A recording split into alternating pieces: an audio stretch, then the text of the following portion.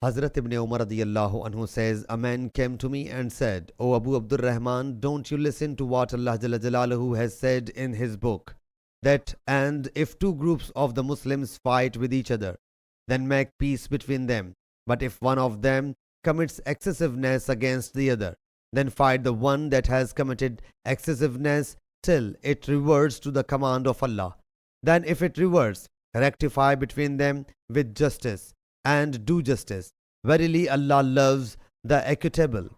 Al-Hujurat 49:9. So what prevents you from fighting with them, whereas Allah Jalla Jalaluhu has mentioned it in His book? He replied, O nephew, I like it more not to fight the Muslims by construing this verse in another way than to construe the explicit command of Allah Jalla Jalaluhu, and whoso kills a Muslim willfully, then his recompense is hell, abiding therein for a long time, and Allah's wrath is upon him, and has cursed him and prepared for him a great torment. Surah Nisa, verse 93. That man argued that Allah Jalla Jalaluhu said, and fight them until there is no mischief. Surah Anfal, verse 39. Hazrat Ibn Umar radiyallahu anhu said, we have performed this task in Allah's Apostle sallallahu alaihi wasallam times, for the Muslims were in minority. Then so the infidels would put them to trial either by slaying them or confining them until the Muslims became a majority.